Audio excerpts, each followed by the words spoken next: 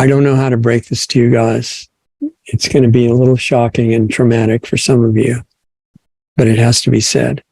I found an interview that you can actually hear, and it's acceptable, and it meets with the terms of service and the community guidelines, as far as I know. And I was looking very carefully at it to make sure that it doesn't contradict anything that YouTube would call the real science, or doesn't give any misinformation of any kind, and would be completely acceptable and couldn't possibly hurt anybody's feelings in any way. Just like the Stay Puft Marshmallow Man on Ghostbusters, but I digress. I don't want to get into that right now. The point is that it would be completely harmless, couldn't contradict anything that everybody knows is true, and it's absolutely devoid of misinformation. So what do you think the topic is? Flat Earth. And it's on YouTube, hundreds of videos under Mark Sargent. He did a great job. I think you'll enjoy it. And I'm not kidding. I'm open to hearing all points of view on this. I think it's important, when we have a discussion on a topic like Flat Earth, so many people that I've invited on the show want to fight about it. And I have no interest in that. And that kind of a discussion is like, the whole point is to prove the other person's an idiot. And that's not a grown-up debate. The real debate is where everybody realizes they're on the same side, but they have different expertise or experience. And they share it to find out what is true, not to prove who's right, but to work together on what's true and share information. And Mark's doing that. So I think you'll enjoy the discussion. He does a great presentation. Let me know what you think of it. Richard@lostartsradio.com if you want to. It's a rare opportunity to actually hear a video that's allowed on YouTube. So enjoy it. And I'll meet you here next time. Take care. Hey, everybody. Welcome back. This is Richard Sachs on Lost Arts Radio. Glad you're with us today. And we have a treat for me. We've been looking for a few months for somebody to respond to listeners' questions and interest about the whole Flat Earth issue. And it's kind of a reprieve for a minute out of the intense pressure of, I think they call it real life, where we look at what's actually happening in the world and what the agenda is against humanity that's running right now. And to take a short break from that, looking at the idea of whether the earth is round or flat, there was a time when everybody knew it was flat for sure. And in fact, if you disagreed with that, you might get punished, like killed or something like that. And it was mostly coming from religious authorities. That's changed, in case you haven't kept up. And now the earth is officially round. And there are people who are on both sides of the issue. And I've tried to get flat earth proponents on the show before, and most of them have been very combative. And I wanted to have like a grown-up type discussion about it, where we're all, as humans, on the same side and just interested in whatever's true and totally open, which is my attitude toward pretty much everything.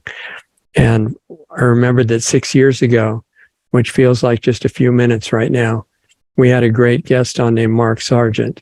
And I wondered if he might be willing to come on again and talk about this issue from a big perspective on both sides. And Doug, in the meantime, went on Facebook and got some questions from his friends there that we'll share with Mark if we have time. And it should be a really great discussion. So welcome, Mark, and thanks for giving us the time. I really appreciate it very much. Yeah. Thank you for inviting me. It has been a while. It was interview 102 for me for 6 years ago.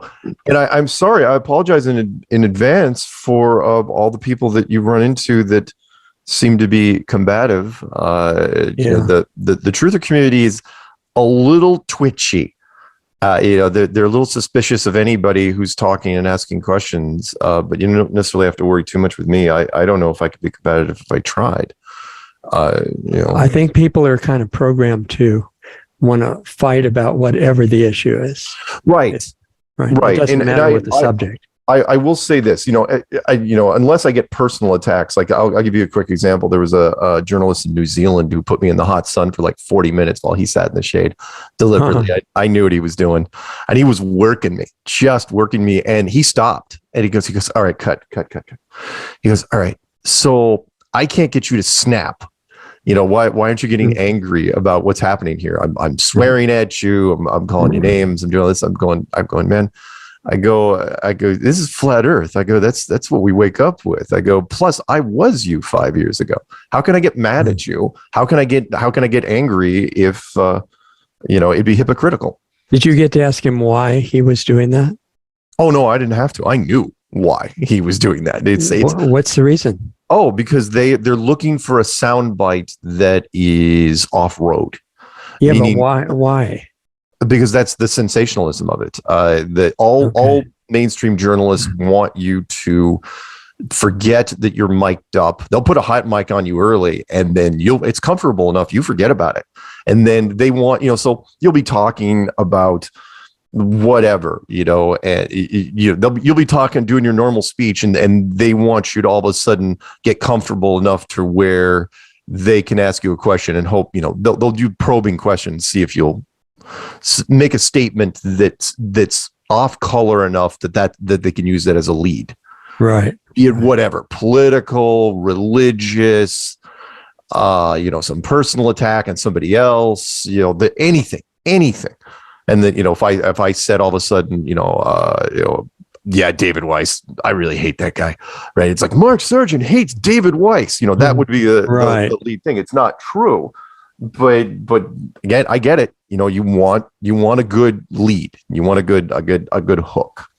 So the deeper issue of what is actually true never occurs to them, I guess. Nope. They are there for every media outlet has their own narrative, and above them you have the greater narrative with which the media serves as puppets sometimes. Mm-hmm. But for the most part, you remember the old saying, if it bleeds, it leads. That really has never changed. And by that I mean it doesn't have to be literally blood on the street. That helps because everybody to this day still slows down and rubbernecks at a car wreck. But anything that's sensational. Come on, look at the submarine thing that happened last week. Right. I mean, come on. It's like they linked it to Titanic. The successful movie from 20 years ago, mm-hmm. and they romanticized it. And what you didn't know was those people were dead. And they were dead early, and they made it seem like, oh, they only got 15 hours of air left. It's like, no. That thing pancaked immediately. Right. Everything about pounding on the hull and crap like that. No, that's not how it works. Pressure differential, sub guys know this very well, which is when it happens, it's instantaneous. Yeah, exactly. So it is absolutely not like the movies. So, but anyway, they milk it. The mic you're holding looks kind of like a round earth. Is that intentional? No. I mean, I had a couple choices. Either I do a stage mic, which looks a bit phallic, or I do this is actually the best mic I actually ever found. I'm not complaining. I just thought it was interesting. Oh no, the reason I have it black and it's black on black is it's harder to see. But yeah, it's a spherical mic by Blue. It's a Blue snowball mic with this ghetto puff piece on the front. It's with a single rubber band. Yeah, unusual mic. So that people have some context to this whole thing, what ever got you involved in an interest in the shape of the earth, and where did that come? Where were you before that? Sure. Before that, a brief history. I started out my career playing video games for a living in Boulder, Colorado. Had a living. That means trying to get prizes for winning. Is that how you do that? No. This was back in the day. This wasn't tournament video game stuff like all the kids are doing now. No, This is 9 to 5 sitting in a desk playing games, and reviewing games and really working out the kinks of your company's games, so that I was the ringer in the company that could tell you if the game was worth a damn or not. Okay. Wow. Interesting. Yeah. And so I'd go to the conventions. I go to E3 and Macworld Boston and Macworld San Fran and stuff like that. And it was really fun. And then, but I never got married or had kids. So a lot of people can't relate to this, but if that never happens, you have an immense amount of free time on your hands. Huge amounts of free time. And I was there when the internet was young. And so, I went down just about every rabbit hole that appeared as it appeared. Mm-hmm. And I had an opinion on. And you assumed the earth was round at that time. Of course. Yeah, everybody does. Even conspiracy people do. Right. Even everybody in the truth community, which is why when I made the clues, that was my opening line. Everybody knows that the flat earth is the most ludicrous conspiracy ever. Right? It's the worst one, the last one you should ever even consider. Yeah. But I had to consider it because I ran out of everything else. So it's like, well, I'm not getting any older. I think I was 46 at the time. And it's like, all right, you know what? I'll start my bucket list early. Let's do this. And so I looked at it and I thought, and I got into it actually kind of by accident. I was looking at the hollow earth theory. And the hollow earth was tied to a Navy guy named Richard Byrd, the youngest admiral in the history of the Navy. Yeah, let people know what the hollow earth theory is. In case the hollow earth is that there are massive subterranean caverns that fill up most of the sphere inside of a globe that civilizations can live in. And actually, with the hollow earth theory, you don't even need the whole earth to be freaking hollow. You just need caverns. Because remember, most of our civilization lives between sea level and 1 mile up. I mean, if you had a cavern that was even 50 miles high, that would handle. It would be huge. Oh yeah, it'd be huge. And Admiral Byrd in the 50s went and discovered the entrance to what he said was hollow earth. Yeah. The Admiral Byrd there was this little story about he was the first guy to fly for the Navy up to the North Pole, and supposedly found this entrance to a hollow earth, journey to the center of the earth type thing. I'm going, oh, hey, that's interesting. Well, I wonder where he spent the rest of his career. Like, if that was it, I would just keep going up there, right? Flying up there. Sure. That's not. The Navy immediately sent him to Antarctica to do more flying research, because he flew his own planes, and he flew around Antarctica apparently looking for something, we don't know what, for 30 years up until his death. Up until Operation Deep Freeze, 1955, 1956.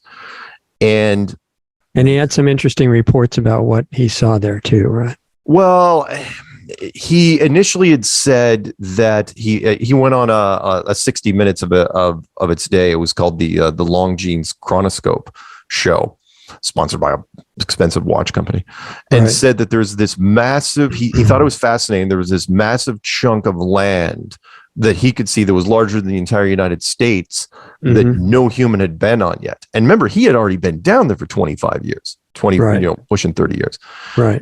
And I thought that was fascinating. Of course, there's Operation High Jump, which was right after World War II, which he headed up, which was supposedly just an exploration mission down there. But they took a full-blown armed carrier group and 5,000 infantry. And the rumor was that they were going to root out the last of the Nazi bases. That part was speculation. Yugoslavia or something like that. Yeah. The original concept, though, was true, which was there was only one country in Antarctica during World War II, and that was the Nazis. And I just love the fact, that art imitates life. It's like, look, Indiana Jones wasn't just a movie. The Germans were really big. Anything it took to win the war, whatever it was. Right. If there was an artifact out there that could win the war, they're sending teams, and not just a few guys. And so, it doesn't matter if it's Frodo's ring or Harry Potter's wand or the Ark of the Covenant, they're looking for it. Exactly. And they were working on nuclear weapons too, right?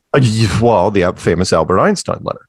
Yeah. Which was the Einstein letter said, look, if you don't develop an atomic weapons program, and I know that I've got truther communities, like they're not big on the atomic weapons concept, like whatever, doesn't matter. But I love the story, but Einstein's letter was absolutely true, which he says, if you don't do this, the Germans will, and they will not hesitate to use them. It'll be their bread and butter, because that's pennies on the dollar.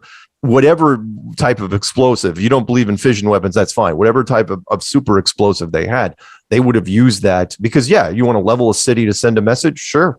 That's one bomb. That would make it, just as a side note, that would make another really interesting discussion about nuclear weapons, because it seems to I had somebody mention that to me, and it seems to be based on the work of this guy.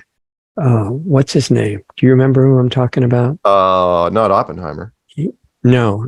I mean, the original theory. Well, I mean, I don't know where the original theory came from. I don't even know if Einstein was part of the original formula, but I like the concept, which is it's really ham-fisted, and the concept is the bonds that hold our molecules together are like a very, very tight rubber band, extremely tight and extremely strong. And if you can break one of them, it releases a massive amount of energy.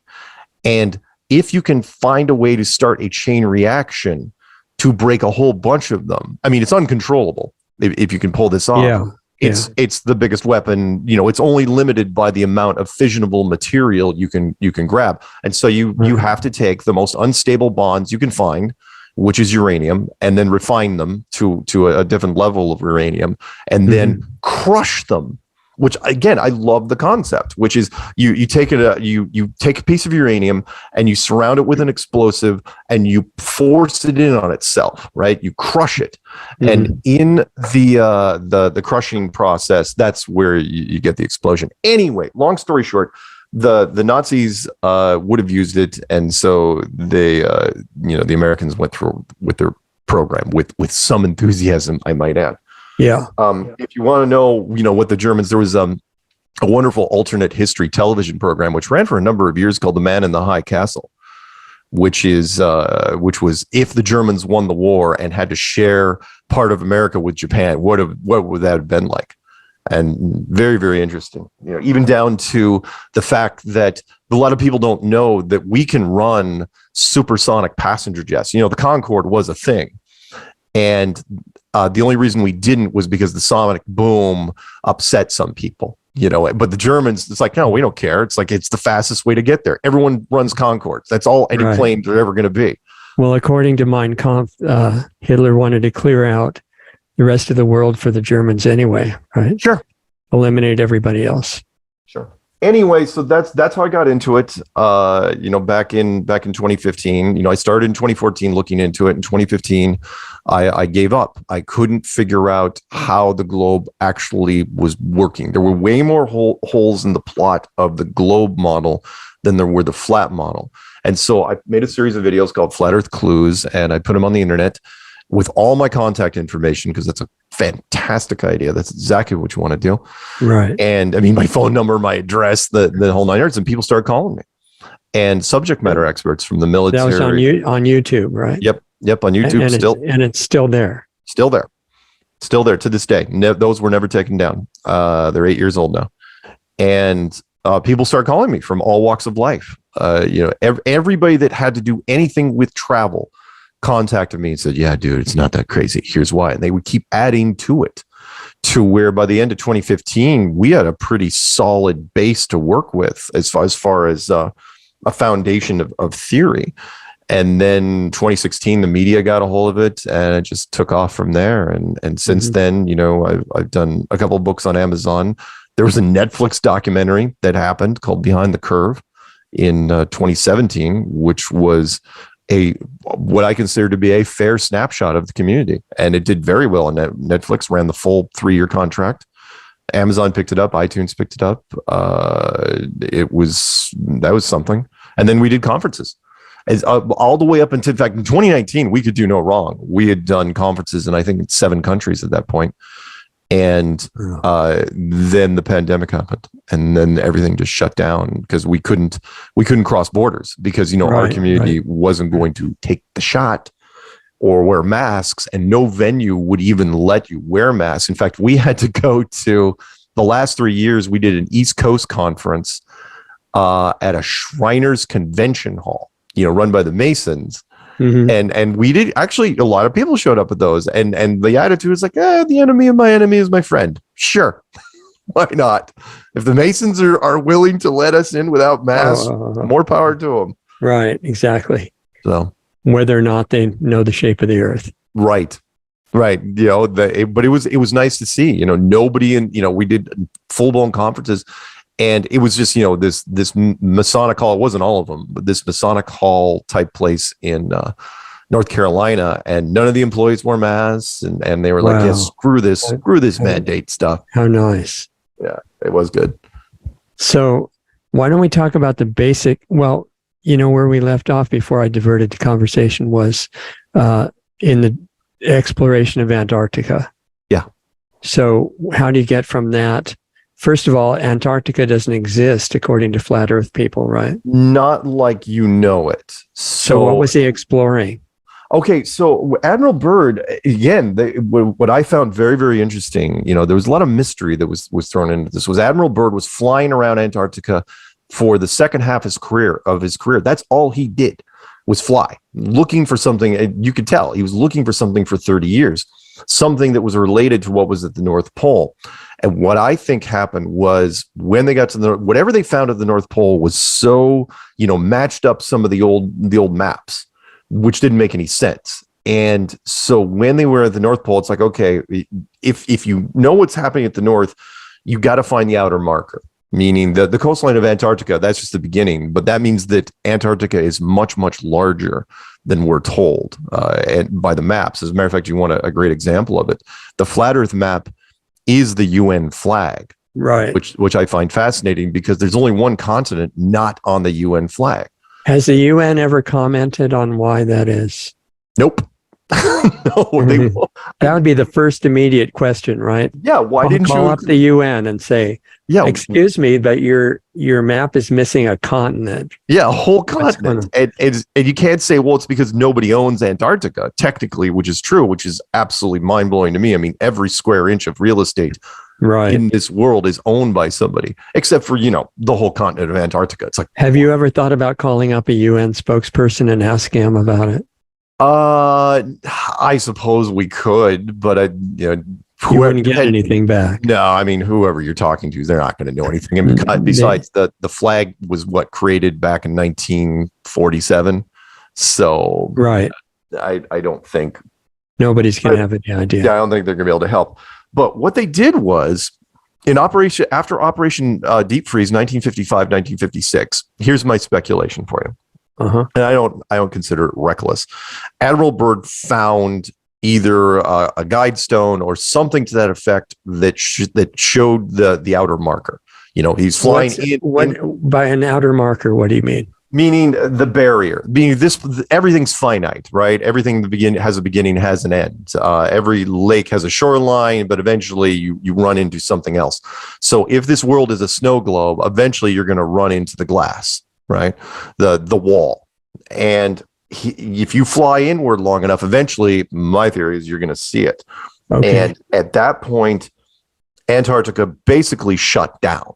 It became a no-go place very, very quickly. So at one point in 1954, he does the Longines chronoscope, and he's talking about how people are going to be in Antarctica for 100 years. There's all sorts of resources down there. There's coal, there's minerals, there's uranium, there's oil.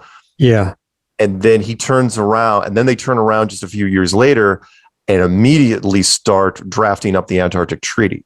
And the Antarctic Treaty, for those of you who don't know, and you can look it up, there's PDFs of it all over the internet. It's not a secret treaty. The only unbroken treaty in the history of treaties says that no corporation can set up shop there ever. Period. And did they say why? No. Wouldn't that be the first question everyone would ask? Why do you want to do that? You could throw it under the guise of environmental concerns, which I addressed in the clues. And I said, environmentalism wasn't even a word in 1959. I mean, come on, you had 30-cent gas and double cheeseburgers for breakfast. I mean, nobody. Right. And why would the environment in Antarctica be any more important than the environment anywhere else? Right. And Greenpeace wasn't even founded until the 70s. Right. And it certainly didn't have deep enough pockets to go to Antarctica at the time. Nobody cared. And what was even worse was they said, okay, we're locking this thing down and it's not even up for review until 2041. Now you're saying, well, that's only less than 20 years away for us now. But back then that was 80 years away. It's like you made a treaty and no revisions for 80 years. How? There's oil and gas, and I knew exactly what they were thinking, which was that was my big flag, which was this world is run off money and greed and power, right? If you want to start fracking in your neighbor's backyard, we'll make that happen here. Well, I think to be fair, you really need to give adequate credit to Satanism too, which is not about money. Sure. But that's another just part of the discussion. Sure. I mean, there could be some ritual involved, no question. But in this case, what's bigger than money? And I knew exactly what they were thinking, which was, okay, let's say you have British Petroleum or Exxon or Mobil or one of the big guys down there. Yeah. And you have helicopters flying in certain directions and planes, because they're going to be looking for stuff constantly. Right. Well, one of those planes goes off course. What are you going to do? You got to tie up that loose end. And then you have to tie up another loose end. And eventually somebody, in one of those big Illuminati board meetings, it's a short meeting, which is like, yeah, you know what? It's not even worth it. Just shut it down. Okay. So what was being explored down there if Antarctica is not there? Oh, you mean what were they looking for or what? No. How did he have the area to fly around for so long? Well, that's just it. How can you fly around 30 years around a place that's not big enough to fly around for 30 years? You know what I mean? What was he doing? Was it all just made up? No.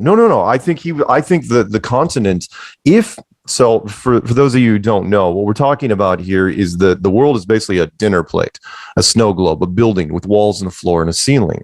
But the outer edge and all the continents look pretty much the same. You have the North Pole in the center, all the continents kind of splayed out around it. But the only continent that doesn't look like it should is Antarctica, which, by the way, this is the flat Earth model that you're describing. The flat Earth modle. UN flag. In fact, hang on. I've got we'll just use this so I don't have to throw anything up screen. Yeah. So there you go. You can kind of see that on screen. So there you go. There's the flat Earth dome model. You have the center is the North Pole. All the continents are splayed pretty much organically around it, except for Antarctica. So Antarctica is not a snowy Australian-like continent at the bottom of a globe. It is stretched around the outside, and the mass has got to be freaking huge.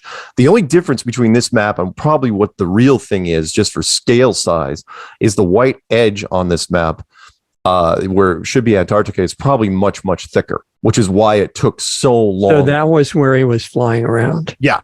You're flying around a giant snowy place, and you're trying to figure out where it is. And I think at one point they almost gave up. After 30 years, if the United States Navy hasn't found it, and the Soviets are down there, and all sorts of other groups. How wide do you think the ice ring is? To the outer marker? Oh, I don't know. To the edge, yeah. 2,000 or 3,000 miles at least.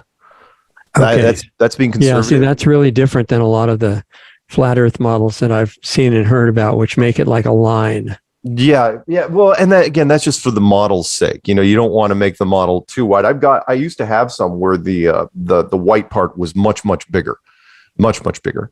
Right. And I think it's important because that means that exploration that was going on with Admiral Byrd, there was a place for him to fly around. Sure. If it was just a line, he couldn't do it. Yeah. If it was a line, there wouldn't be that. That's a good point. Not a lot of people bring that up, which was the mass was so huge. You remember, we're talking about one of the best explorers that ever lived. He knew what he was doing. He flew his own planes, and he was a very regimented military guy. And he was just, probably doing spread patterns, going out, going back, setting up refueling stations on flat areas. Wouldn't he have had a compass with him? Oh, that's a great point. However, in the globe model, the compass points to a point on the south end of the globe. But it normally, on the flat Earth model, if you fly toward the ring, the compass would go crazy, right? Yeah. In fact, you can look up the stuff like this. It's one of those school questions. School kids talk to scientists in Antarctica, because those are the only guys that are down there are scientists and military scientists. Uh-huh. Which is there is no magnetic south, and I've had all sorts of people from the southern hemisphere tell me that military guys, and they said, but the kids that are the guys that are talking to the school kids, they're saying the same thing. Yeah, the compass really doesn't work down here. So what they did was smart. They set up a geographical South Pole marker like a silver orb thing stuck in the snow. And if you want to spend the $15,000 to go down there, they'll take you to it. But if you set up your compass there, it's not going to do anything. And they'll just explain that as an anomaly of the it's just an anomaly. Location. People don't remember their basic school stuff, which is, look, with a bar magnet, there's a north and a south, right? On a bar magnet. And a compass should work fine pointing to a certain point. Right. Compasses. So what happens is, this is how it works. This is the genius of the engineering of this place, is that you have a very, very strong magnetic north. And then you don't have a magnetic south. So the compass works just fine. If you're out there in the woods, I mean, compasses have worked for millions of people for a long time. So what kind of a magnet has only one pole?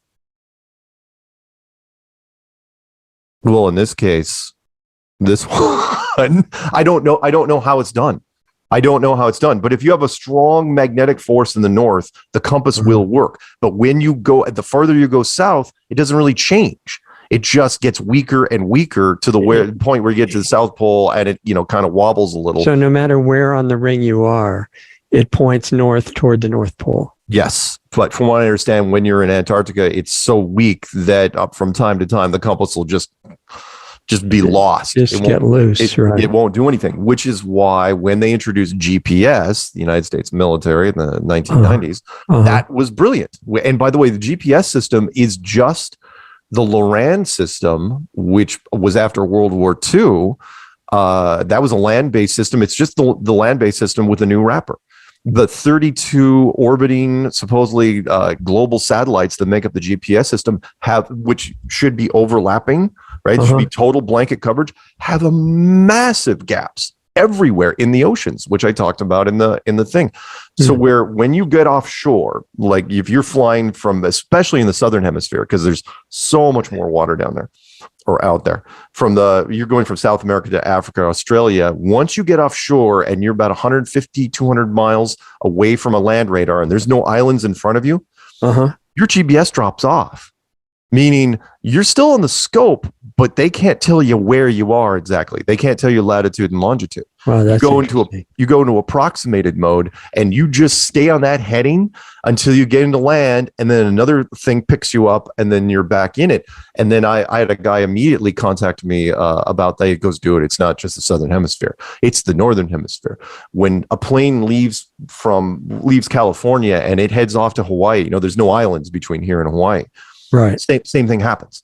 You go into approximated mode. And he goes, that's how planes get lost. If your plane goes down when you're in the approximated mode, it's literal. It's like, you're not going to get found. Nope. We know approximately. That's why when that Malaysia flight went down, the black boxes, in the Indian Ocean, that was a flagship. That was a 777. That thing's got so many redundant systems. It's like, you're telling me a 777 went down and they couldn't find it, but whatever. Yeah. So, one more question back to the exploration of the South Pole. Yeah. You said they take you to a station. You said there's all kinds of people, military working down there, right? Scientists, people like that, and they have a South Pole station. Yes. And that explains possible answer to one of my questions, which was, we just had a really sincere seeming to me whistleblower talking about the nefarious activities at the South Pole, which I think are probably going on because they fit right in with the government trying to weaponize everything. Yeah. The only thing that wouldn't fit would be the location of where he was working, because he gave pictures of the South Pole station. Right. And that could be just placed anywhere within that 3,000 mile wide band. Oh, yeah. That you're defining as Antarctica.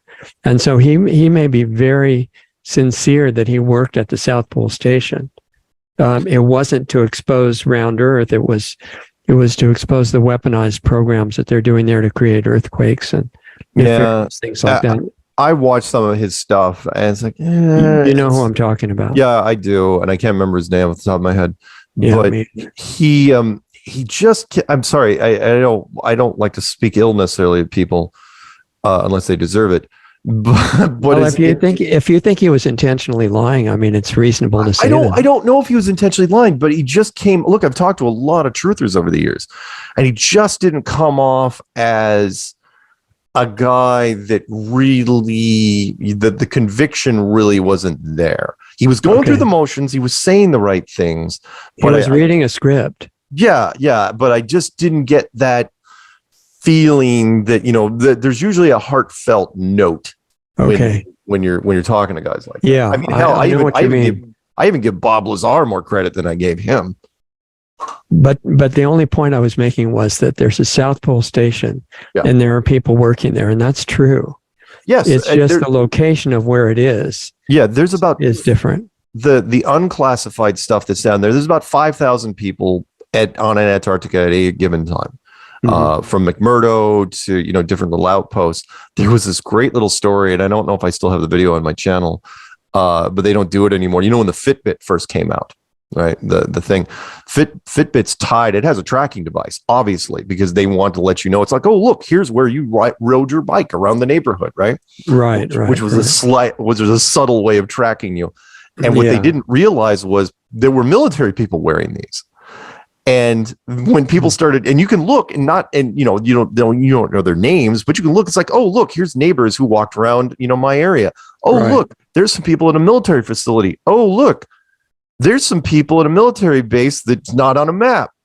And then there's more military people at a military base in Antarctica that seem to be, because even if you're driving with your Jeep or whatever it is, it's still, if your Fitbit was on, it was tracking you. Now, of course, it's been blocked, but it was pretty damn interesting. Right. So Antarctica is a huge continent according to Flat Earth. Yep. Super, super big. And again, part of the design of this place, it has many negative reinforcement qualities that just scream go away.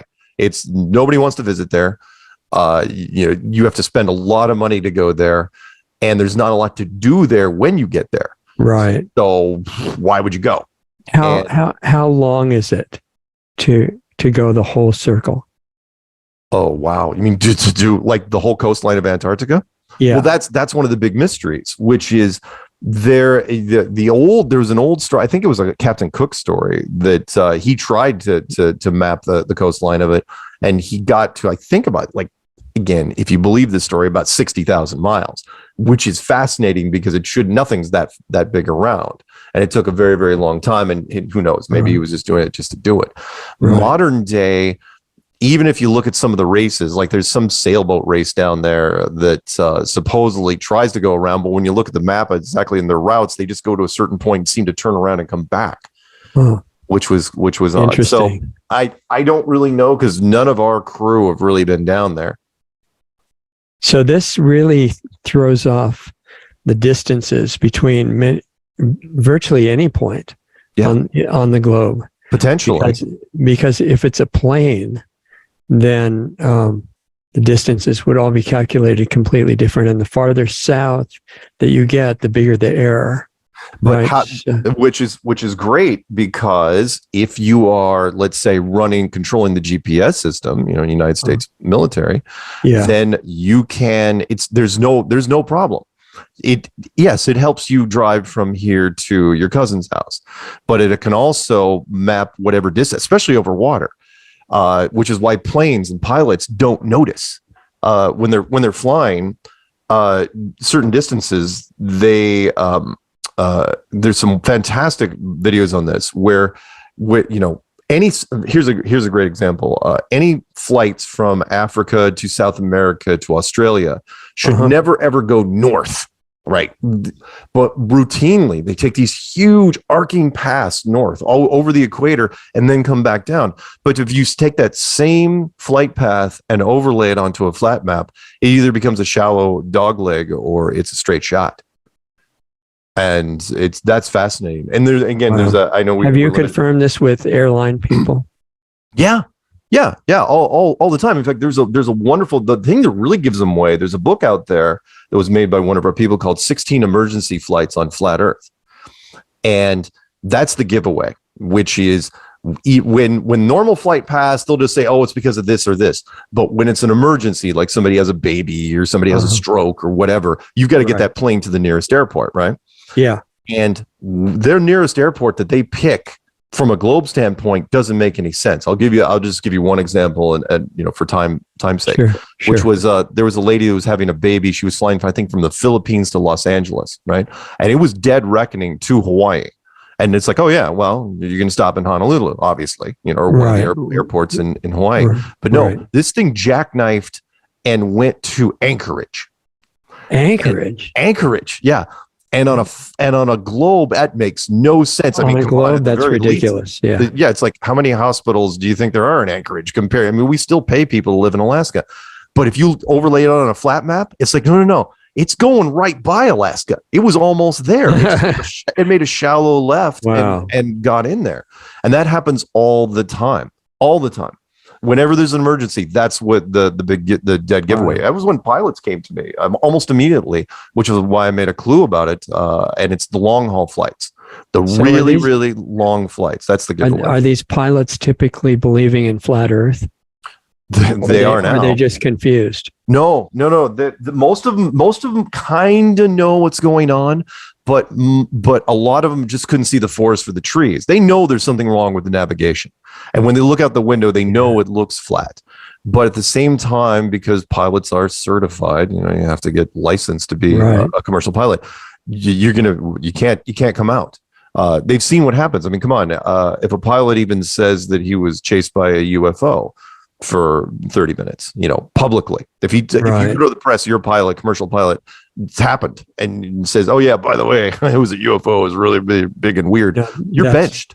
That's it. You're done. That's right. You're done. You're not fired, but you're not flying anymore. According to flat Earth people, there are no such thing as UFOs, right? What, flat Earth? Yeah. No. I believe in because UFOs. How could there be? I mean, okay. No, okay. Let me clarify. Do I think there's things flying around in the sky that aren't us? Yes, I can see them. Grab a pair of night vision binoculars, 5 power or higher, and just start watching the sky. Let your eyes adjust. You'll see them. There's places crawling with them. Do I think they're from Mars or Venus and Jupiter? Nope. Well, now, if I understand, flat Earth doesn't believe there are other planets. No, everything in the sky is, and you're probably old enough to remember a planetarium or when the last time you were out. Sure. Everything is nothing but lights in the sky. Everything up there is just a giant ornamental clock system that predates language. That's all it is. That's all it does. For people that haven't seen a snow globe, explain what that is, because we used to buy them in the airport a long time ago. Well, come on, everybody's seen this. They still sell them. Okay, so a snow globe is which is why there's different versions of this. A shallow sports stadium, a pizza box. So a snow globe is well, it's like a cake plate. So you see a plate, with a cake on it, and then you just put that domed lid over the top. Right. That's like all plexiglass or something. Yeah.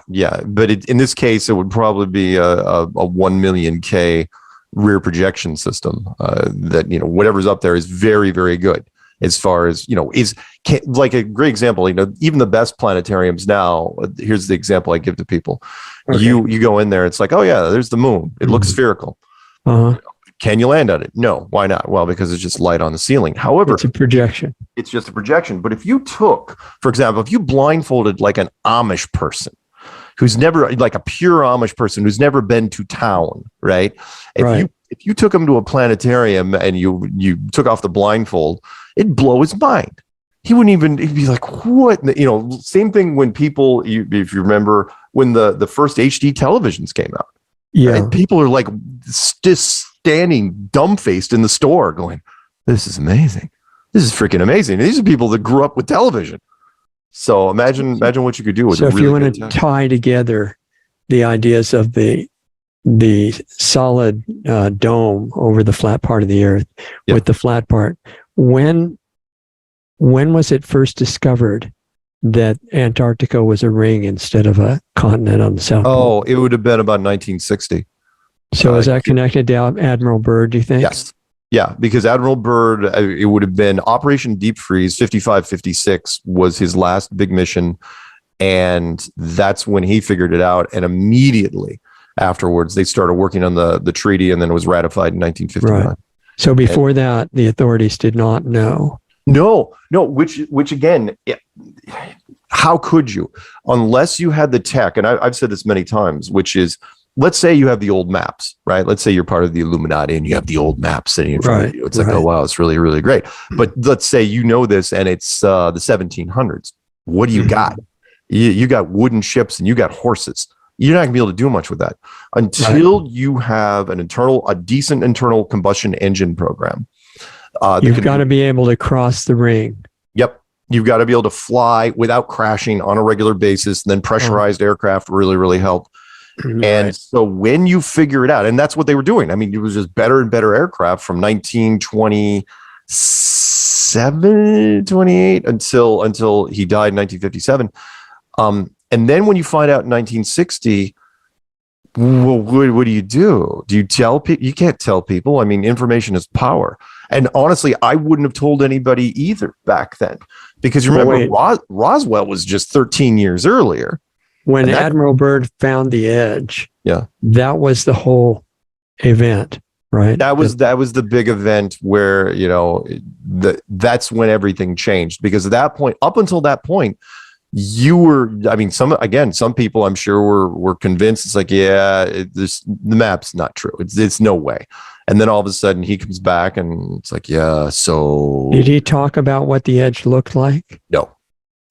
And even if he did, it would be extremely classified. Look, if I was in the military back then, I would have debriefed him and I would have been really, really careful. And they had a problem with Admiral Byrd because he had been on television at that point and he had done interviews and he enjoyed interviews and he let it slip. The Longines Chronoscope interview, he let it slip. Not the edge necessarily.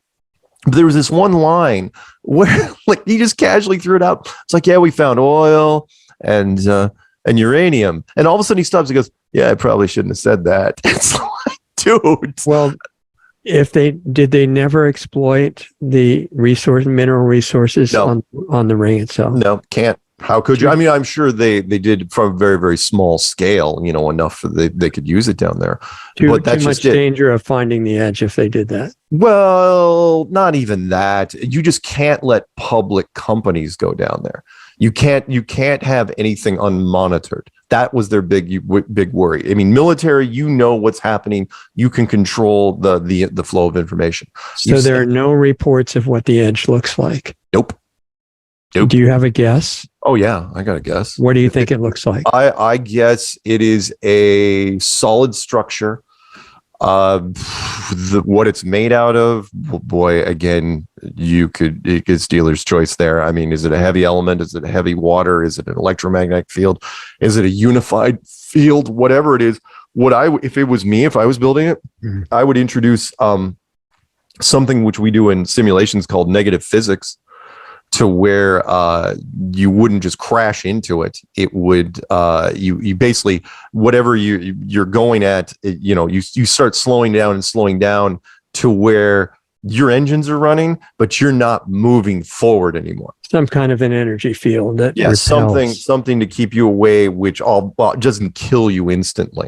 That kind of deters you, but it's far enough inland to where once you get in there, again, once you see it, you have a tall order coming back, because you're going to have to go back the same way you came. So basically the idea is that this is the ultimate high-tech planetarium. Yes. The dome is the screen. Yep. That's basically it. And we figured it out in 1960, and we decided not to tell the public for a number of reasons. The biggest being that it would undermine the ultimate authority of government. Why would it do that? Well, you can't. There's an old Air Force saying when it comes to UFOs. It's like, you can't rule the skies if you don't rule the skies. Meaning you can't admit that there's UFOs necessarily publicly, because UFOs can run circles around you all day long. Because they run on unified field engines. Now that's changing, because there's been a plan since 1950 something, right, for a fake alien invasion. Yeah, and I know I'm waiting for it too, but I'm not going to hold. I mean, I don't know that they'll do it, but they wanted to. It'd be nice. Hey, I'd love to wake up one day and see that on every channel. But you can't immediately say it's like, we're the government. We are we know what's going on and we are the authority that controls things. And then all of us say, oh yeah, by the way, this giant structure that we're in, yeah, we had nothing to do with that. That immediately takes. Well, they have nothing to do with the round earth either. No, but at the same time, they say it wasn't created. They say it was an accident. That's a big thing here, which is what Flat Earth does, by the way, is it doesn't unify the religions, but it gives them all leverage against science simultaneously. And by that, the big five, Hinduism, Buddhism, Judaism, Islam, and Christianity. Because if it is, I'm going to hold up this model again really quick for you. Mm-hmm. If it is this, then in no way can you say, is this organic? You know what I mean? This doesn't happen accidentally. And actually, though, nothing does.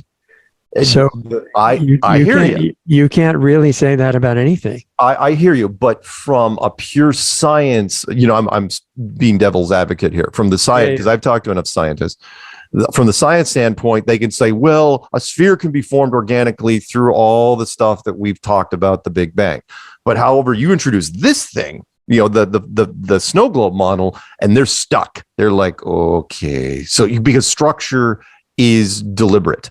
And mechanical like it looks like some higher person built it. Yes, and if it was created now, I'm not going to name gods here, but at the same time, whoever built this place is a lot closer to knowing God's phone number than we are, and that mess again. That means they are bigger than our biggest power, which is the government. And you don't deliberately do that. You don't deliberately weaken your position.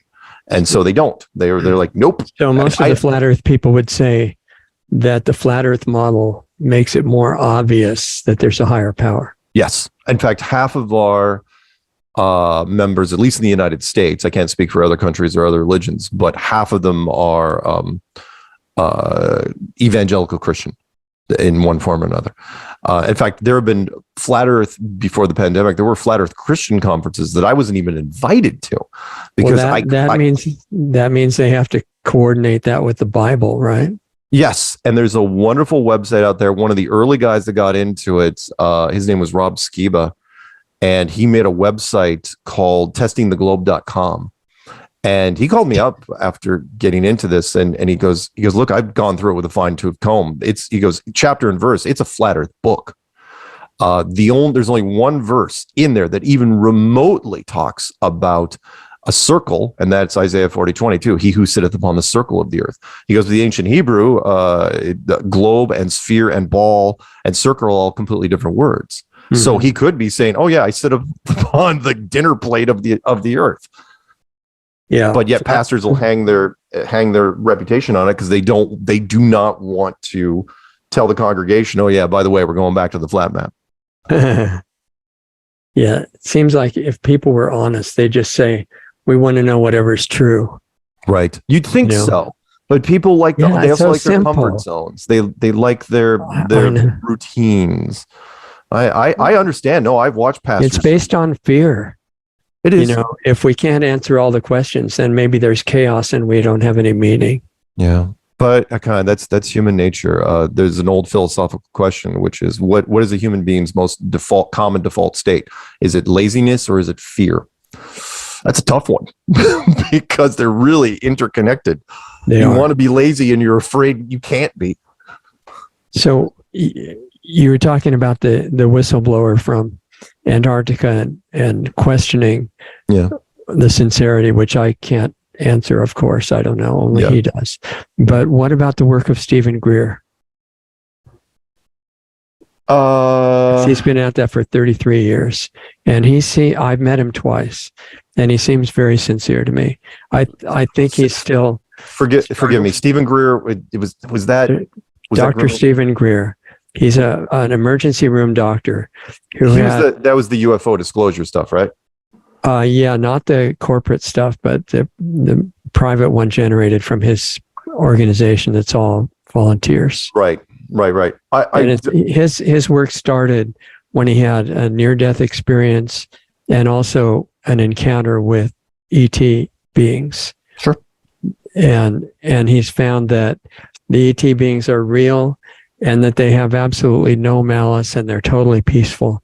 And he's coordinated hundreds and hundreds of stories from military who didn't know each other that cross-corroborated their information, that they went to crash sites where weaponry had been used to shoot down ET vehicles, and they pulled bodies out and they reverse engineered technology from the craft. Right. And this is like verified hundreds of times under a penalty of death, because they had signed non-disclosure agreements that they would never talk about it. And Stephen Greer convinced them that if the operation was illegal, they couldn't be held to the non-disclosure. Well, that's, the old saying, all's fair in love and war. Well, if your country is in constant state of war in one form or another, the government can do what it wants, and they are doing whatever they want. Yeah. What's that? There was a wonderful movie quote. It's like, look, they could lock you in a room and throw away the room if they want. That's right, and they are. But I like his stuff. Do I believe in ETs and other civilizations? Yeah, I do. But I don't think they're from other worlds, and I know there are people talk about the Federations and the Galactic this and that. But I think it's extra dimensional. I think it's either extra dimensional or they're just in places that aren't here. Meaning, I just think they're older versions of us, and by that I mean previous civilizations. Do they penetrate the dome? That is a burning question for me, which is it an all or nothing thing? Do some get to come and go as they please, or are they all stuck in here with us? I would tend to think it wouldn't be a cross-pollination scenario, meaning whoever's in here, this place is big enough to hold multiple civilizations. You just have to have rules, meaning you can't, the previous civilizations can't interact with other groups publicly, right? You're not going to land in the middle of Paris in a giant golden spaceship and start taking pictures and signing autographs, because it would screw things up. The whole prime directive thing. If there's other civilizations inside the dome, how can they have them with no planets to live on? Subterranean, probably. Continents that are within hidden. The Earth. Possibly. Sure. Again, you don't need much of a cavern. 50 miles deep, you could comfortably appoint it. And then, people just come and go. There's how many crafts have been talked about that, coming in and out of the ocean, coming in and out of mountains. Yeah, they've seen a lot of those. That's true. So it's what I would do. You leave every civilization, again, whoever built this place, maybe again, there's a rule that you're not allowed to, the civilization gets to develop as normal. You're not supposed to mess with the history timeline, and we've gone 5,000 years unbroken, give or take. That seems to be our max, because we're running out of ideas now. And then after that, where we go, where our civilization or pieces of our civilization get to go after, kind of like the senior class, right? In a high school or university, which is, you're graduating. You don't have to go home, but you can't stay here. And we got another class coming in. Sorry, you got to go. So it's a big unknown to flat earthers. What's outside the dome? It is. I'd like to go with the happy ending, which is, I think it's a utopia. Meaning, if this world is 99% conflict, right? And, it doesn't matter. Again, it doesn't matter how rich, how powerful, how beautiful, how talented you are. There's always something to complain about. It is conflict all the time, right? Even if you were a Buddhist monk somewhere in the Himalayas hovering 3 feet over the ground, you're still dealing with mortality. If that's the case, then I think what's outside of here is 99% unlimited, and it's cyclical, and that you're going back and forth just to gain perspective. That's a hope, basically. It is a hope, but I believe in dualism. Can't appreciate light without shadow, pain without pleasure, hot without cold. So how can you truly appreciate like a nirvana, a Shambhala, a heaven, whatever it is, without seeing the opposite? And so I think this is. I don't know. Having been in the opposite, I would take exception with that. I'd say that we should have just stayed in nirvana. But I get you. But I promise to appreciate it. Yeah, think about if I'm a big believer that things run on novelty. And Einstein had this wonderful quotable guy. I don't care about his physics. Yeah, quotable guy. He's got greeting cards all over the place. Right. He doesn't make a dime off of. Which is, he said, imagination is more important than knowledge. And I really like that saying because I didn't get it for the longest time. And it's like, yeah, it is, just knowledge is stagnant, but imagination can take you into so many different places. Imagination may be physically creative. There you go. Yeah. Sure. So we don't know what's outside or what it looks like. No. But one world at a time. Yeah, exactly. Can't be both. One of the interesting things that Stephen Greer came up with, quoting from Werner von Braun, who talked to his associate Carol Rosin before he died, not just about the fake alien invasion, but the fact that by 1954, these craft that had been shot down, which you're saying, you're not saying they don't exist. Right, no. Their origin. Probably did shoot them down. And they reverse engineered a lot of technology from those shot down craft and from the bodies. And one of the things they mastered by 1954 was called gravity control, the ability to fly without fuel. And they've been building a fleet of these fake ET craft, and they're the ones that have done the abductions and the cattle mutilations and things like that, all coming from government corporate levels above the figurehead presidents, people like that. Hey, before I know again we're running out of time, but there's a wonderful Werner von Braun quote, which was of course on his headstone.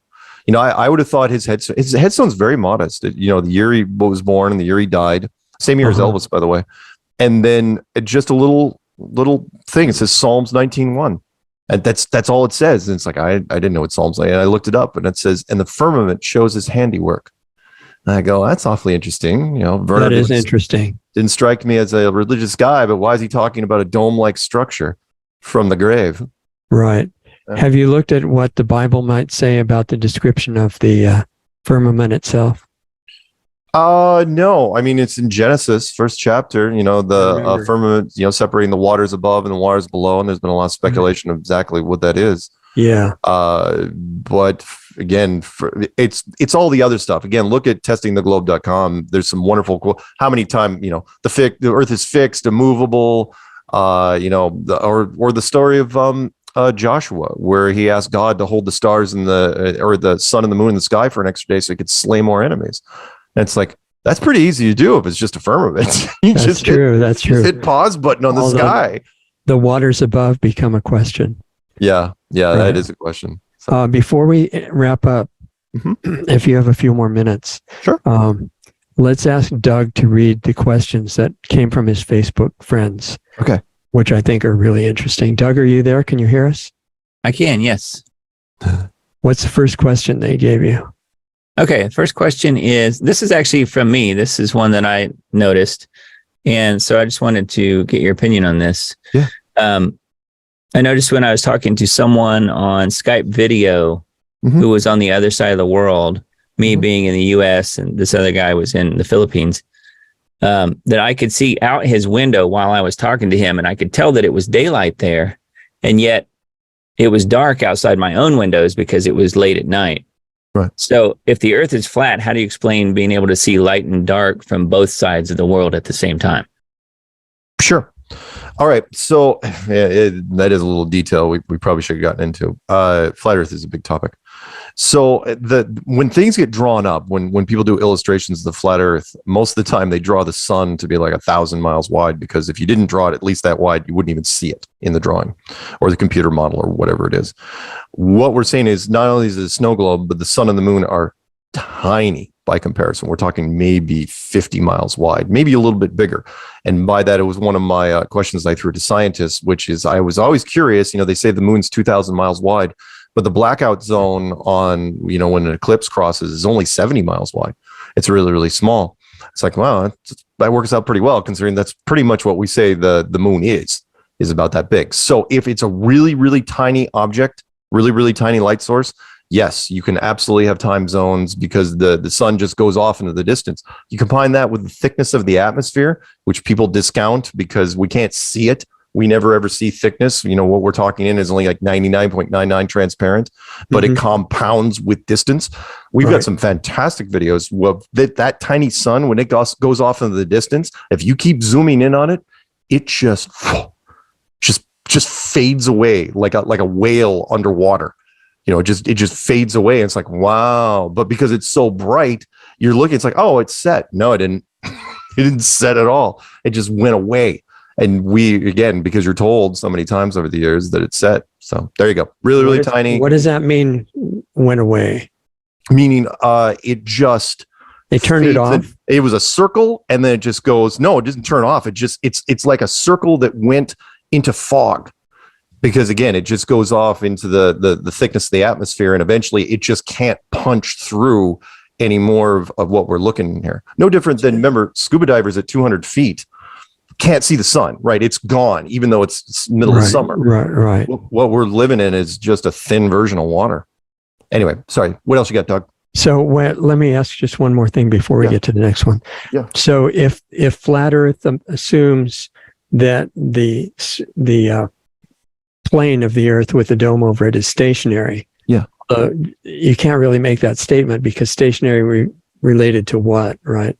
But if you assume it's stationary and the sun and the moon as images on the firmament move, right? What kind of a path would the sun take on the flat Earth model? Right. On the globe Earth model, it goes around in a circle. It also goes around. It also goes around in a circle, like a needle on a record player. There's a wonderful app. Hang on one second. If I can do this left-handed. 1, 2, 2. 1 second. Let me show you. So hopefully you can see this on the. Come on, you piece of crap. Where's my FE clock? So if you can see this on the screen, this is real time, by the way. Can you see that? Yeah. So that's the sun and the moon going around, and that's where it is right now. It's called the Flat Earth Sun, Moon, and Zodiac Clock app, and they really did a nice job on it. So the sun and the moon literally go around it like in a circle, like mobile above a child's crib.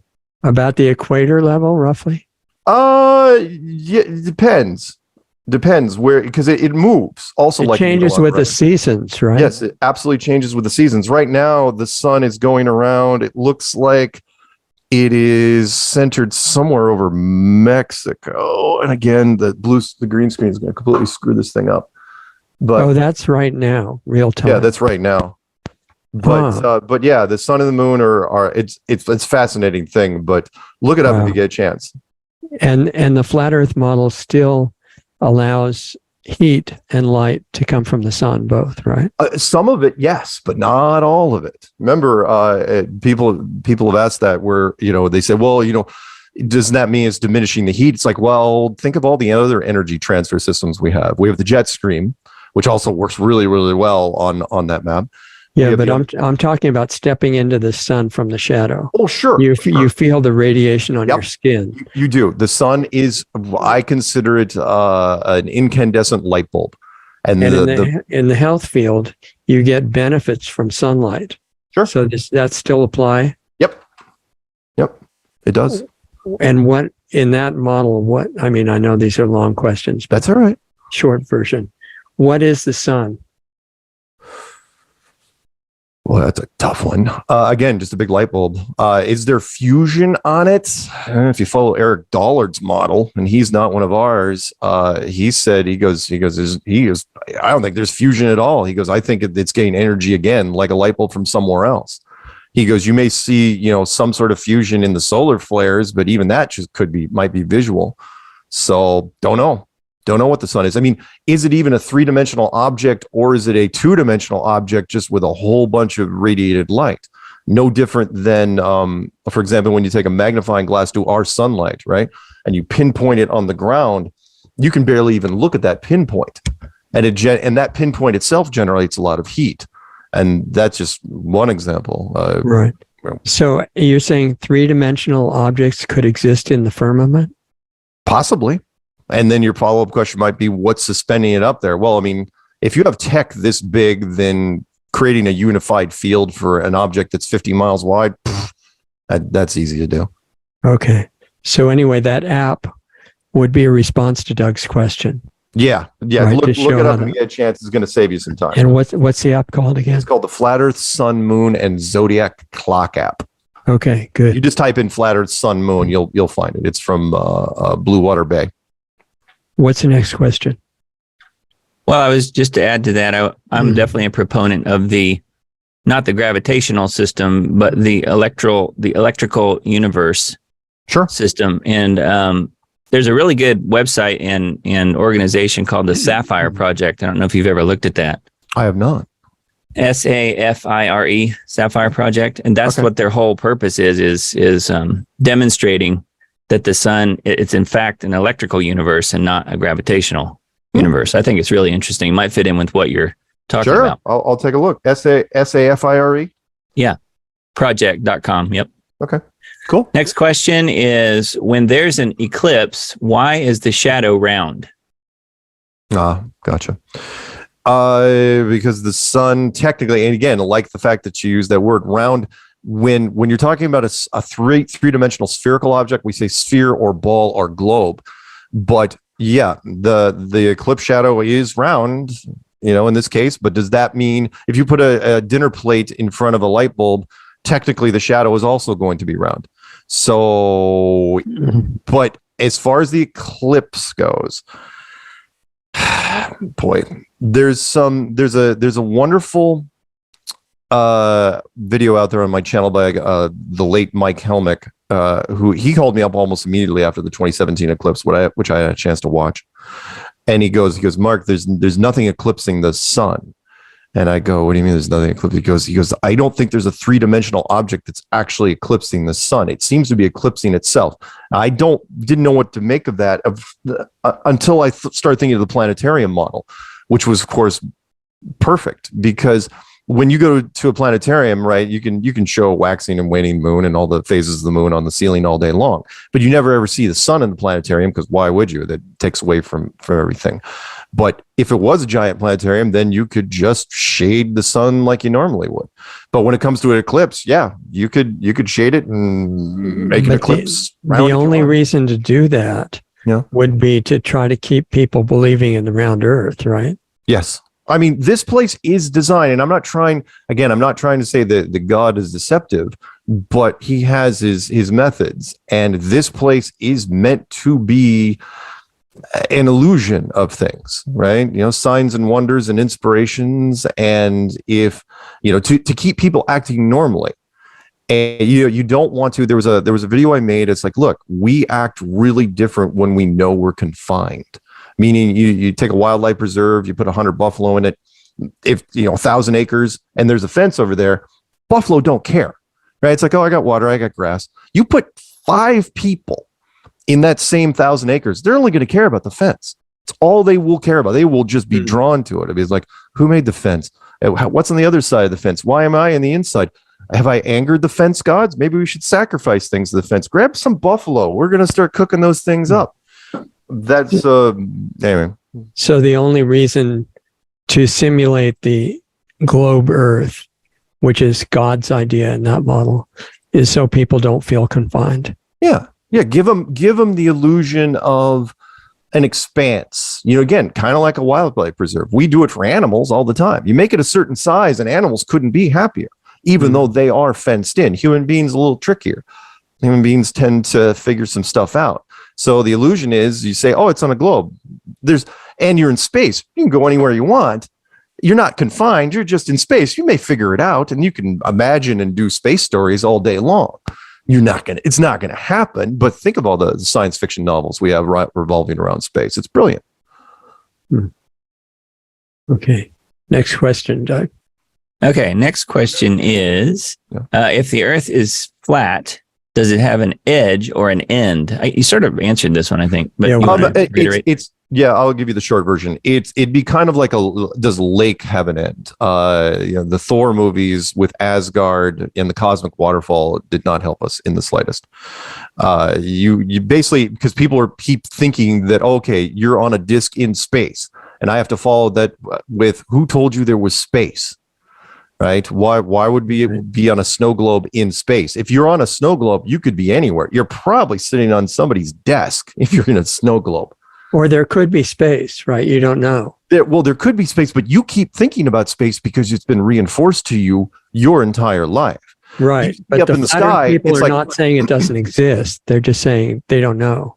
yeah, they don't know, but why would there have to be space? Even Carl Sagan started figuring some stuff out before he died. Is, one of his famous quotes, it's like space is because it seems so inefficient because it is so empty.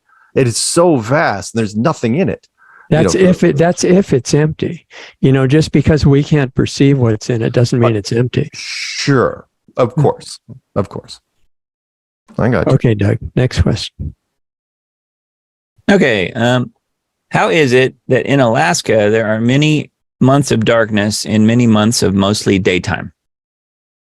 Right. Okay. So kind of like the app that I was showing you, if you want to do 24-hour sun, I really wish you would have gone with the other question, because I do like to point out weaknesses if I can, which was, if you want to do a 24-hour sun on a flat model, that's easy. The sun just revolves around the center of the record. However, 24-hour sun in Antarctica, that is the much, much bigger problem, because you can't do a 24-hour sun in Antarctica. And I've had photographer friends. It's like, pretty sure I've seen 24-hour sun in Antarctica, which means either, well, I don't think they're lying. So, I mean, there's some, but at the same time, I don't think people down there are out there telling the truth necessarily, meaning there could be multiple light sources when it comes to Antarctica. Something else is going on there.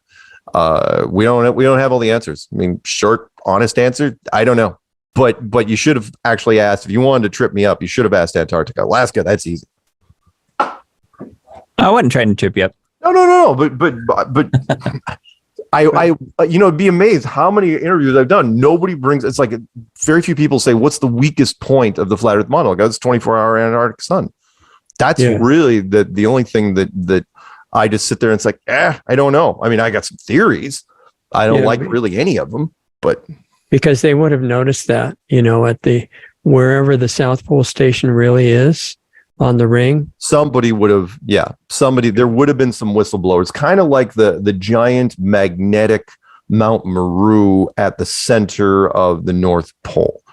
If some people said, oh, it's got to be hundreds of miles high, is going, if it's hundreds of miles high, then pilots will, some pilot's going to mention it.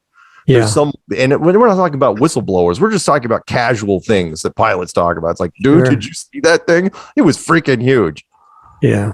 So, but the workers at the South Pole Station would notice right away. Somebody would have said something. If there was never 24-hour sun, somebody would have said something. In my opinion, there are other people in my community swear that there's no 24-hour sun. It's like, I'm not quite there, but it doesn't really hurt us. We've got too many other points that's like, Yeah, most people don't even think about Antarctica. So, okay. What's next? All right. What are some facts you would need to see to convince you that the Earth is round and not flat? Okay. And I know you're saying round because the question said round. Spherical. Yeah, the question says that. Yeah, spherical. We know, by the way, when somebody's not a flat earther because they use the word round. We never use the word round. Because the round could be your dinner plate or a hubcap or whatever. Right. So two things. There's only two things I need. In fact, either one will work. There's a cheap version and an expensive version. The expensive version would be you take a GoPro camera, put it on the top of a rocket, and you fire it off into space, and you make sure this thing's going to leave orbit, and you keep it pointed at the ground, because eventually the globe will start forming, from the ground. It's going to turn, and it's never happened in the history of space travel, ever. That has never ever happened, and statistically speaking, it should have. It's always the cameras are always on the second stage or the first stage, and they fall off back to Earth, and it's like, okay. Now there's a few shots, of course, taken from objects in space, but never the transition model. The latest and greatest one that I love mentioning would be the Tesla Roadster in space. It's like it gets up to an up point, and it's like, oh no, we're going to follow the rockets back down, the boosters, which is because you want to land those at the ground, and we cut to car, which is already in front of this globe. It's like, I see what you did there. Very, very clever. The other one, there's a cheap one. You want the cheap version? You want to convince me? Tell me how the spacesuit works. And by that, I mean, loan me a spacesuit from any era, because they've all worked perfectly, no matter what we've done, anything from the late 1950s all the way up till now. put me in a vacuum chamber, crank that thing up, tell me what happens. Tell me, I put that challenge out there for years. Tell me how I don't die. And by that, I mean it violates. It should explode, right? It should explode. It violates a law of thermodynamics, which says that pressure cannot exist to non-pressure without a barrier. And if that barrier is soft, like a basketball or a football, you go on YouTube all day long, fill in the blank in a vacuum chamber. If it's soft, it'll just detonate. Soda can detonate, right? But the spacesuit doesn't even inflate. Your arms move, your fingers move. You can do all this stuff. That's a great point. Yeah. And I put this, it's like, but it was brilliant. Whoever came up with it, I hope they retired and died happy, because somebody came up with the idea of, when it came to the American moon missions, because our early suits were all plastic and metal, and because the pressure thing, right? And then somebody said, no, do soft suits. Nobody takes physics in high school. The physics club is really, really small. We're just going to put it on television and it's absolutely going to work. No one will question it. Not even the nerds. It's like, and tell me what is in that backpack that can stop the counteract the vacuum of space. And even if you could, right? Even if you could tell me that now, right? In 2023, tell me how we did it with analog back in 1969, which let me follow up one more, which was, when I went to other countries and I would ask them, I know why Americans believe that we went to the moon. That's just patriotic duty, right? But when I go to other countries, it's like, why, you people in Sweden, why do you think the Americans went to the moon? You know what? They told me the same thing that every other person told me. It's like, well, it was on television and the American media wouldn't lie. Right. And I just stare at them like they had a bug on their face and be like, and like waiting for them to catch on. It's like the Americans wouldn't lie about anything. It's what we do. I mean, come on. Russia calls us the empire of lies. They're not wrong. Anyway, go ahead. What else you got? No, that's exactly right. I do not believe that we've been to the moon. Just for good for you. Reference. That's a start. I get it. I understand why you would fake something like that. American pride, blah blah blah. But that's not the only reason. And for me, when I got into this, it's like, oh right, you have to fake the moon. You have to fake the moon and make it seem like, oh, hey, it's been done. Nobody else has to do it. So good night, everybody. In 1972, they just wrote it off. And then nobody went back. Nobody even tried to go. Yeah, that is pretty weird. There's 5 launch-ready countries out there in the world, organizations, and no one even tried. The Russians just stopped. Really? Cosmonauts? Remember, it was called the space race. Yeah. Right? And then we get there, and the only time in the history of sports, it's like we get there and it's like, and they're like, that's it. We quit. It's like, well, what do you mean you quit? You're not going to make a bigger base, and we're not going to make a bigger base. And then the Cold War reaches the moon. That's not going to happen. So what happened with Sputnik? The first satellite. Do our satellites real? Sorry, I know we're dragging on, but are satellites real? Yes, they are. Are they suspended by rockets most of the time? Are they placed up there in this null point of gravity? No. NASA is not secret information, are the biggest consumers of helium in the world. The high altitude balloon program that NASA created in the 50s is brilliant. They can launch payloads of 4 tons. And if you can launch 4 tons on a balloon, which is pennies on the dollar, it's fractions of pennies on the dollar. Why would you ever put anything in a rocket? Well, the rocket is a program that you can sink money into, and then so satellites are balloons. A lot of them. Why would you put anything else? If a balloon can carry your payload, and not only that, but a lot of them are just do a fraction of what they're supposed to. Most of the bandwidth, including what we're talking to on right now, that is still old school tech, which is undersea cables, which started off as telegraph, then evolved to telephone, and then finally fiber optic. And they handled the bulk of the workload. Still to this day, every network knows this. And the cable system is massive, and it was still cheaper than trying to do it with rockets. Yes, you can do some things with satellites in orbit, but the bandwidth tiny by comparison. And don't think, by the way, that sat phones work everywhere, because they don't. I know way too many people that have sat phones. It's like, oh yeah, in the movies they work every time. In the real world, that's a really interesting issue. Yeah, there's dead spots for sat phones and GPS all over the place, and it shouldn't. Those are specifically sold that if you can go outside, it works. Yes. And yes, do they have extended ranges? Sure. Can you go into the middle of the Amazon jungle? Only in the movies. And so one more real quick. A lot of them are, well, it was from the documentary, but a lot of things don't work in Antarctica. I think sat phones is one of them. Anyway, what else you got? How would you describe the shape of the sun, moon, and planets? Kind of like what I talked about earlier. Do they look spherical? Yes. But then again, the planet on my television, does it look spherical? Yeah. Can I land on it? No. It's just an image on a screen. That's all it is. A very pretty image and very inspiring image, but that's it. So spherical, gotcha. Yes, but a short version, spherical image. Gotcha. And what is the farthest you think we've traveled from Earth? You kind of answered this already. Well, if the dome is, say, we'll just give it a rough estimate, and it would still be pretty shallow. If say the top of this dome is 3,000 miles, if that's even it, I don't know. It might even be less than that. Look up the high altitude nuclear program from the late 50s to the early 60s between the United States and the Soviet Union. Every nuke they fired for 4 years was up. And I knew exactly what they were doing when they were doing that. It's like, because that was the same time that they just got back from Antarctica. It was the same time that NASA was founded, and the same year that NASA was founded was also the same year the Antarctic Treaty was put into place, right? Not a coincidence, right? Because there's two things you want to do. Okay, we got to lock down the outer edge, and we got to militarize space. And then they just start firing nukes because they were basically using nukes as paintballs, trying to map out the sky, because eventually you're going to have to figure out how quickly you have to arc over, with your rockets and go horizontal. You'd think all the rockets would go straight up. They don't. They arc over immediately.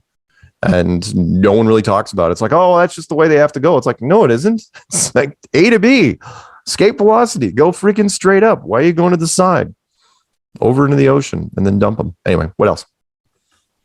Last one I have is, how can you simultaneously get sunrises, sunsets, seasons, eclipses, moon phases, planet positions, and star positions 100% correct 100% of the time on a flat Earth model? Right. All right. When you start, again, that goes back into not necessarily the chicken and the egg analogy, but that's the only thing I can come up with it, which is if you start mapping stuff out, right? If you do predictive modeling starting a long time ago, and when it comes to the stars and the moons and the planets and everything, the modeling's not going to change. In fact, why would it have to be different on a flat model? If we're talking about a projection system and this is just a giant ornamental clock system, then nothing changes about the model. It's still a model. It still works. The only difference is you're not on a sphere. You know what I mean? You've been working on the model a long time, and the only thing different was, let's put it this way. They were mapping out stuff. They knew where all the stars were and all the constellations and the zodiac a long time before they came up with the globe model. And then when they came up with the globe model, it's like, okay, we're going to have to make it fit around it. And they did. But if this is just an illusion of the solar system, same thing applies. I mean, the illusion works, but the illusion would be a solar system model. So sure. So you're saying the answer is it's a planetarium. It's a planetarium. And the same has been. And since we don't have flying cars, it works. If 99.99% of the population, again, people say, well, you're saying that God's lazy. God could build a solar system. It's like, yeah, he could. But why would he if no one's going to figure it out? It goes into the movie set thing, which is remember the old Western movies where you had if you saw when they shoot it, you only see the front, right? There's nothing behind. Because you're not going to get to go behind when you're watching the Western, the people don't get to go into every shop. And so if the illusion is what is being shown and we don't have flying cars, and I think that's deliberate, then it works. And it's the same thing when a kid with a telescope sees the moons of Jupiter. Yeah. Oh yeah. We do Jupiter and the moons of Jupiter in really good planetariums, the modern ones. Mm-hmm. It's like, yeah, in fact, take a binocular to the planetarium, right? Does Jupiter look bigger? Hey, look at that. It looks great. Sure. Can you land it? No, you can't. When you walk out of that building, who is to say that you're not in a just much bigger building? We're only talking about scaling up engineering stuff that, come on. If we can show things to people from even 100 years ago, and you'd probably be burned for witchcraft. I mean, show somebody a cell phone. Go back in time and show somebody a cell phone 100 years ago. How do you even start to explain that to someone? Right. I think they were right. It is black magic, though, but it's another issue. Well, I mean, it's what I call science is magic without the mystery. Yeah. Meaning, if it's repeatable, that's the one bad thing I never liked about science, which is if it's repeatable, it's science. Doesn't matter if they can't even explain it. There was an article I read just a couple of weeks ago to remind me of what we don't know, which was if you know anyone that's into physics and like fluid dynamics, we know that a plane, planes take off the ground because, air goes faster over the top of the wing than below it and creates a lift, right? Right. Yeah. Find a physicist and to ask them why it does that. And they'll be like, it just does. And it's like, yeah, but why? Yeah. And they'll tell you basically what I'm getting at is they can get you close, but they can't get you all the way. It's just like, it doesn't matter. The plane gets from here to there. That's all we care about. Kind of like bumblebees. That's if science were even sincere. I mean, exactly. It's degenerated completely now. So science is repeating what the authorities say. Right. Yeah. Anything else, Doug? No, that was the end of the questions. Thank you, Mark. Yeah, that was great. Happy to do it. Yeah. So the main way to see all of your material is the YouTube channel at this point? You know what? Just go pick your favorite thing, whatever it is, BitChute, Brighteon, Rumble, YouTube, or just search engine and type in Flat Earth Mark. That's it. Okay. You'll find me. That was great. All my info's there, and I doxed myself, so all my contact info is still out there. Yeah, incredible. That's how it should be. Yeah. Thank you, and hopefully everybody will see this and get a lot more exposure. Cool. Thank you. Okay, you guys, so that was Mark Sargent, which I really appreciate his presentation. I've tried to find people who would talk about the flat Earth issue in response to listeners' questions. And I couldn't find anybody this time or 6 years ago when he was on before that would do it without ad hominem attacks, trying to show that the other side was stupid and, just childish stuff like that. Mark does a beautiful job. And I appreciate getting to have a coherent discussion. It's an example of the kind of communication that we can have, not just about flat Earth, but about anything. And it's an element of real science that has been forgotten on purpose, by the authorities, where everything is open to question and not ego fighting to try to prove who's stupid and who's brilliant, but to see what's true. And if that's the point of real debate, then we're all on the same side. And then we can get somewhere in this paradigm of constantly fighting each other, which the power structure wants us to believe in, can be let go. And I think the sooner we do that, the better. In fact, if we really do it, I don't think we'll be controllable. So something to think about. And anyway, thank you, Mark. Thanks for coming on, sharing your time, all the great work that you've done. And I'm not on any side as far as the shape of the Earth. It seems round to me, because the planets that I looked at in a telescope as a kid and afterwards looked like real planets. They didn't look like a projection. But his point that it could be a really high-tech planetarium projection is a valid point. And especially since on a much deeper level that we talk about in planetaryhealingclub.com, there's evidence, there's strong clues and evidence that what we consider as solid reality is actually a projection of our consciousness. And that really looks like it's true. And for a lot of reasons that we discuss in the club meetings on Saturdays, if you ever want to show up. If you have questions about that, just email me, richard@lostartsradio.com. But aside from Planetary Healing Club, just Mark's point of view that there's all these anomalies and holes in the round earth theory, and especially what he was talking about in the distance between that planes fly and the routes they fly. Really interesting stuff. And the people who are committed to round earth at all costs will just say, they'll overlook it and say that's ridiculous, and I don't think we should do that. Be open to everything, because whatever's true is going to be true whether you believe it or not. And we're going to find out. And whatever's not true is going to show that too. So I just want to promote this new idea of debate where both parties are on the same side, but they're expert maybe in different angles of looking at a problem. And so they can help each other say, well, you didn't notice such and such was really the case. And because it is, what I'm saying could be true. And the other person, if they're not, just lost in immaturity and ego, is going to say, oh, wow, that's interesting. Because everybody understands, as part of science, I mean real science, not what the establishment pushes now, knows that if you get proven wrong, that's great, because you're closer to what's right, and that's the objective. So anyway, I hope that makes sense. All of our shows are linked on lostartsradio.com. Planetary Healing Club entrance is there too.